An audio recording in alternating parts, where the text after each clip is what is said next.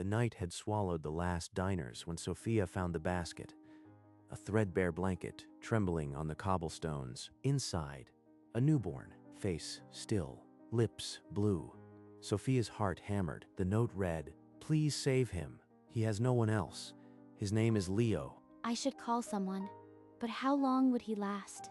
In a system like the one that raised me. She hid the baby under her vest and slipped back inside.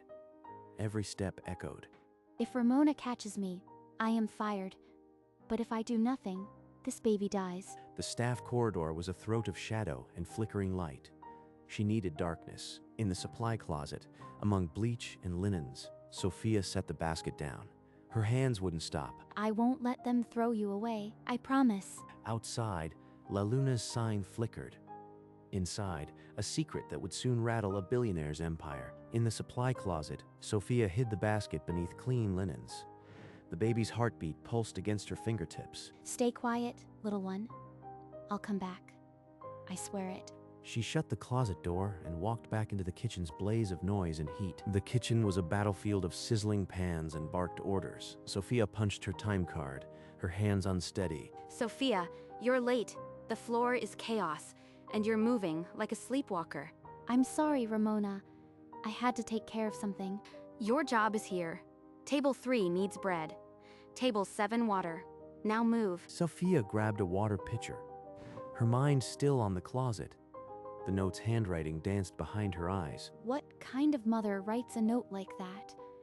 What kind of person leaves a baby alone? She touched her apron pocket, where the crumpled paper hid. A secret heavier than any tray she'd ever carried. The dining room chandeliers threw cold light onto white linen.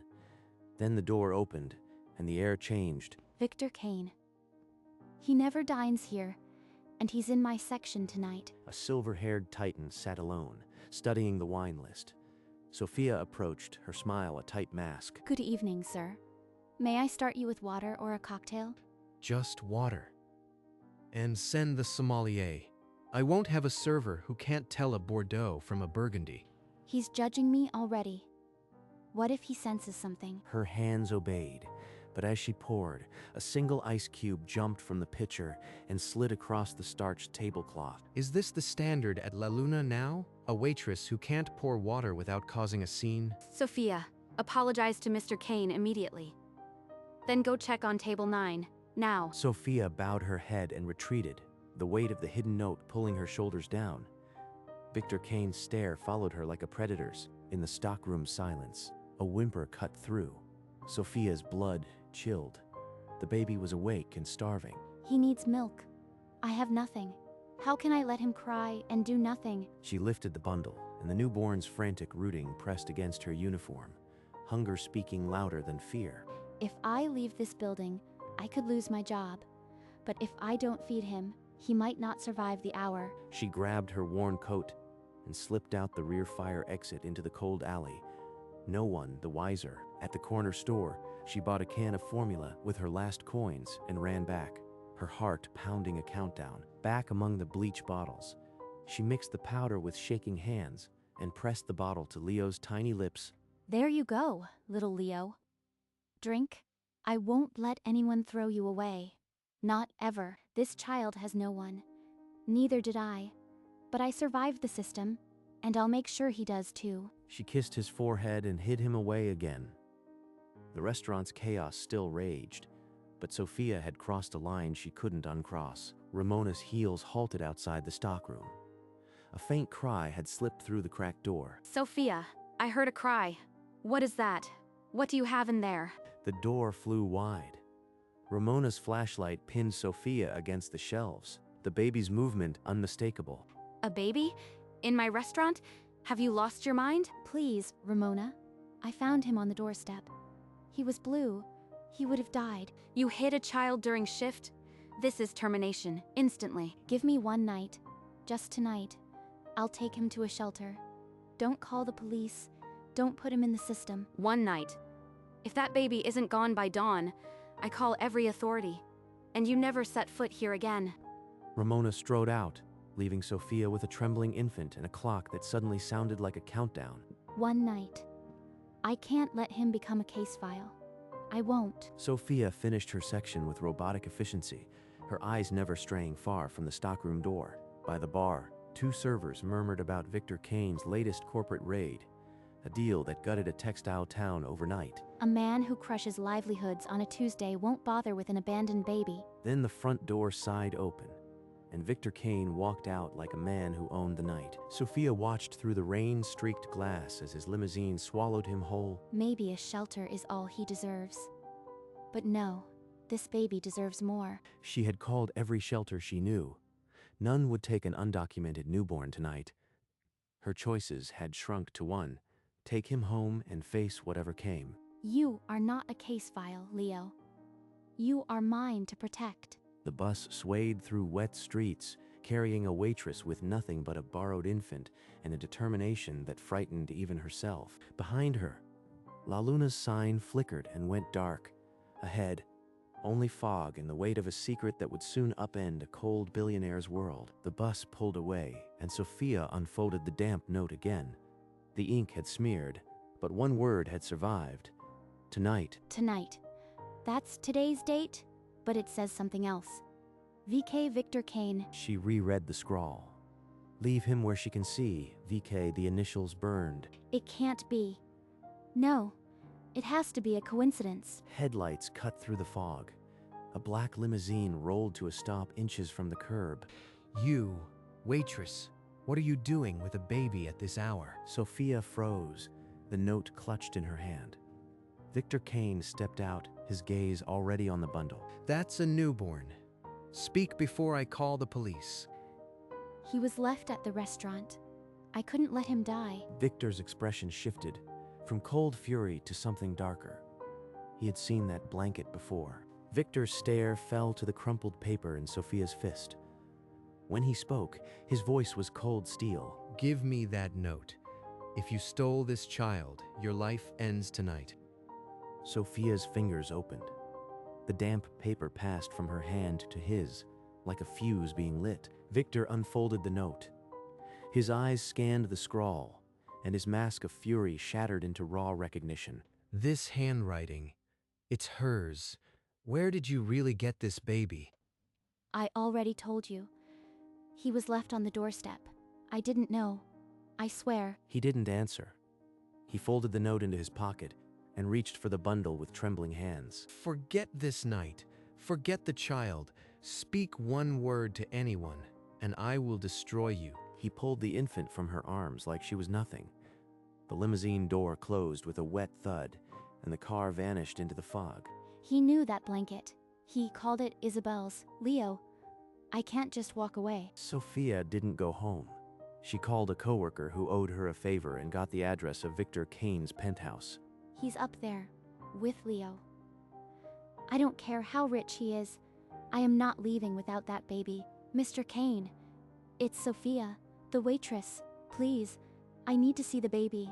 I know something's wrong. How did you find this address? Leave before I call security. The door buzzed open. Victor stood in the foyer, silk robe, his face a wreck of warring emotions. She stepped inside and saw him. Leo, resting in the crook of Victor's arm, the billionaire holding him like a fragile antique. He's scared. Not of me, of the baby. What is he hiding? I took him because I thought I had to be sure. The note, the blanket, they belonged to my daughter. This child could be my grandson. You took him without a word. You threatened me. If he's your grandson, he needs love, not threats. Victor looked at her, a waitress who had nothing, yet dared to lecture him. For the first time, he had no rebuttal. Isabel was my only child. She ran away 8 years ago. I told her never to come back. I haven't seen her since. He pushed her away, just like he pushes everyone. But he's hurting. When I saw that blanket, I knew. I've called a lab. There's a DNA test already running. You didn't even wait for proof before you took him. What if it's not what you think? The baby stirred, and without thinking, Sophia began to hum a low lullaby. Victor's face flickered with something long buried. She asked for formula, and he opened his kitchen without a word. As she fed Leo, the silence between them shifted. Victor watched her hands, steady, patient. So unlike the clumsy waitress he'd scowled at hours before. You can stay tonight, but only because the child needs care. If the test comes back wrong, you disappear. I'll stay for Leo. Not for you. But if he's your grandson, you'll have to learn to be human. She didn't wait for his reply. The penthouse felt less like a fortress and more like a waiting room for a truth that would break or bind them both. The baby slept in a padded drawer, and Sophia sat on the floor beside him. Victor stood in the doorway, arms crossed, watching. You are a waitress, not a nanny.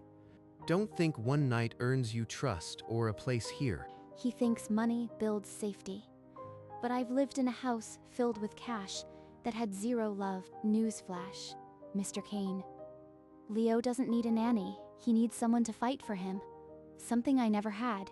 I built an empire with my own hands. Security, legacy, that's what matters.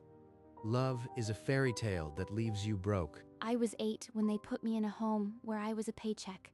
No hugs, no lullabies. I learned that love isn't fairy tale. It's survival. And yet, you risked everything for a stranger's baby.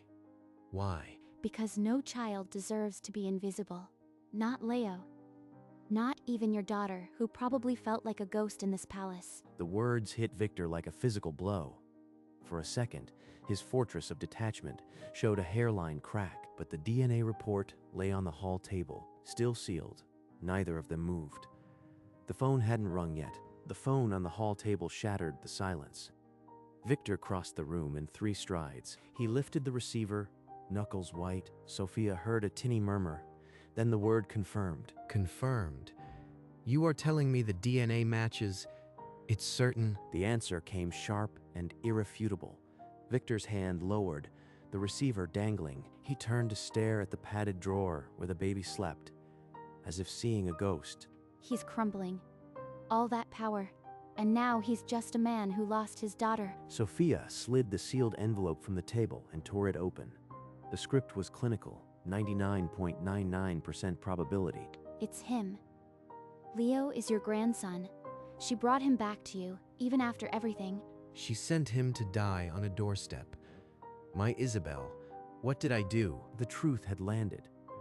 A billionaire's empire now rested on a waitress's promise and a newborn's cry. Victor sank into his leather chair, a worn photo album in his lap that hadn't been opened in 8 years. I want you to see her before I pushed her away. The photograph was faded.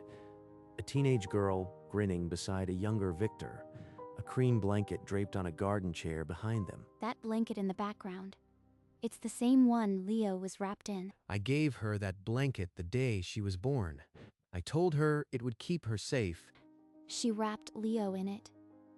She wanted him to feel that safety, even if she couldn't stay with him. Victor's shoulders shook. Sophia set the album aside and, without asking, placed her hand on his. You can't undo the past. But Leo is here. He needs a grandfather who sees him, not a ghost of regret. I don't know how to be what he needs. I barely know how to hold him. They sat inches apart. The album opened between them, baby monitor glowing in the corner.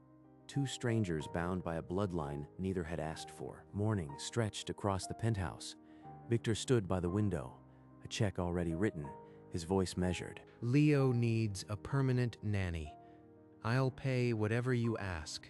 Salary, expenses, education. You'll never struggle again. He thinks money fixes everything. But if I take this, I am his employee, his property. I didn't save Leo for a paycheck. I made a promise to that note. I won't be your hired help. Then walk away. If you are so independent. But where will you go? Back to Ramona? She'll eat you alive. Sophia's phone buzzed. Ramona's name seared across the screen. Victor gestured for her to answer. The voicemail was sharp. Ramona's voice stripped of any pretense. You abandoned your shift. Don't come back. Your locker is empty. There it is. I have nothing. No job, no home, no safety net, except this man. Fine. I'll stay. But not as a nanny. As Leo's guardian. I want equal say, and you fund my education. No strings. Victor blinked. No one had ever demanded equity from him. Not his rivals, not his board. This waitress had just changed the rules. You want equality? Then you'll also help me run a foundation in Isabel's name. No more cold canes. He's actually listening. Maybe Isabel's ghost is finally being heard. They shook hands. No contract, no liability, just the weight of a promise neither of them had expected to make. Sophia returned to La Luna one last time. Her locker was stripped, her nameplate already snapped off. This place gave me survival, but Leo gave me purpose. She didn't look back at the kitchen's chaos. The door closed behind her like a chapter ending. Victor waited in the penthouse lobby, Leo cradled against his chest, his expression as nervous as a new father's. You are holding him like he might break. Relax your shoulders. He's tougher than he looks. I'll learn, but don't leave me alone with him yet. Sophia laughed, the first real sound in that marble palace. Two unlikely guardians, tethered by a blanket and a note, ready to rewrite a legacy. Sophia unpacked her single suitcase in the guest suite, placing her grandmother's photo beside the bed. This isn't a job. It's a life I'll build, for Leo and for me. Days became routine, bottles, lullabies, Victor hovering like a man learning a lost language. Is he spitting up? Am I feeding him too fast? He's terrified, but he shows up. That's more than he ever gave Isabel. Slower. Tilt the bottle. You are not closing a deal, Victor. You are feeding a baby. Victor stumbled through a children's book, his baritone softening as Leo's eyes closed. A titan of industry, whispering about bunnies. Maybe change is real. After Leo slept, Sophia spread textbooks across the dining table. Her first college assignment felt heavier than any tray she'd carried. For the first time, I am building a future, not just surviving. But that note still hides more than it told. During a rare pause in the penthouse, Sophia slid a pen and notepad toward Victor. Isabel left a legacy. Leo is here.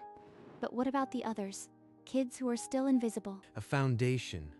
I am not a charity CEO. I build businesses, not sympathy projects. Then build one with heart. Change what the name Cain means. For Leo, for your grandson. Victor looked at the notepad, then at Sophia. For a long moment, only the baby monitor's gentle static filled the space. I don't even know where to start. Isabel always handled the heart. Start with this. What did Isabel care about? Kids without homes, kids like Leo and like me. Slowly, they sketched together. Grants for shelters, scholarships for displaced children. The first blueprint of a legacy not built on steel. The Isabel Cain Foundation. She would have laughed at the name. As Victor wrote the first check, Sophia realized he had stopped seeing her as a waitress. He was now seeing his equal. One quiet evening, while folding the cream blanket, Sophia's fingertips caught on a hidden seam, a pocket stitched with desperate care. Inside lay a creased photograph of Isabel holding a newborn Leo, and a second note, its handwriting trembling. The note read, "If you are reading this, your name is Sophia. I watched you from the corner booth. You gave your last dollar to a homeless boy and never told anyone. I knew you would fight for him when I couldn't." She knew my name. She chose me before I ever found Leo. This wasn't chance. It was a mother's final prayer. Sophia walked to Victor's study, her hand trembling. He looked up, saw her tears, and the room went cold. There's more. Isabel didn't just leave him. She left him to me, by name. The note continued. "I know my father will see a scandal, but you will see a life. Raise Leo with the love I couldn't give, and maybe one day Victor will learn what love means." She trusted a stranger more than her own father, because I taught her that love was weakness. He sank into the chair, shoulders heaving. The note lay open, Isabel's last words, and his final sentence. In that moment, the billionaire's empire of steel and stone crumbled. All that remained was a father who had failed, and a waitress who had been chosen. 3 days later, Victor Cain stood before a wall of cameras. No armor of contracts, just a simple dark suit, and the truth he owed. My daughter Isabel left a son on a restaurant doorstep. A waitress named Sophia Martel saved him. I am here today because of her. Sophia, in a borrowed blazer, stepped to the microphone. Her voice was steady, though her knuckles were white. I am not a hero. I just kept a promise, a mother left in a blanket. His name is Leo Kane. I was a man who believed money could build walls. Instead, it built a prison. I have a grandson now, and a second chance I don't deserve. At La Luna, a lone figure in a dark office leaned toward the screen. Ramona's coffee cup stopped midair. She was nothing. A clumsy waitress. And now she's rewriting the rules for a man who never listens to anyone. Isabel isn't here, but her hope is. And if a waitress can change a billionaire, maybe anyone can. The room erupted. Victor shook her hand, then pulled her into an unexpected embrace. The Ice King had melted. Ramona set her cup down, untouched. The future she'd tried to crush had just been broadcast worldwide. Sophia placed white roses on the grass. Victor knelt before the headstone, Leo's soft breaths the only sound. The marble read, Isabel Kane, beloved daughter. The dates were a wound only recently reopened. Isabel, I was too proud. I pushed you away, and I've been paying for it every single day. His voice shattered into sobs, decades of frozen regret, finally allowed to thaw. He's finally letting go of the fortress. Isabel, can you see this? You gave us Leo. He has your stubbornness. I'll spend the rest of my life making sure he knows love. He pressed his palm against the cold marble. The wind stirred the petals, carrying away a lifetime of guilt. She believed you could change, Victor. That's why she left the note. She loved you. Sophia knelt beside him. For a long moment, the three of them became a family, sealed by grief and grace. Victor stood, lifting Leo closer to the headstone. He whispered, Rest, baby girl. I've got him. 2 years later, a toddling Leo chased butterflies across the penthouse garden. His laughter, the new pulse of the Kane estate. Sophia crossed the graduation stage, her cap and gown a hard-won crown. In the audience, Victor held Leo on his lap. He cheered louder than anyone. That evening, under garden string lights, Victor raised a champagne glass, his eyes wet. To Sophia Martel, the waitress who saved my grandson and taught a cold fool what family means. You are the true savior of the Kanes. You gave me a chance to be more than a story. You gave Leo a home and me a purpose. Leo toddled over and grabbed Sophia's skirt. She lifted him, and the three of them clinked glasses. The party hummed around them, but in their circle, the world had narrowed to this: a family forged by a blanket and a promise. I used to carry trays. Now I carry a diploma and a child's future. Thank you, Isabel. Victor looked at the two of them and whispered to the sky, as if Isabel could hear, We made it, sweetheart. In the quiet of the penthouse nursery, Sophia opened a small wooden box. The original note, still creased, and Isabel's photograph lay inside. She touched the writing, Please save him, and added the hidden note, the two halves finally together. She closed the lid, pressing her palm against the smooth wood. A silent thank you to the mother who chose her. You are so loved, Leo.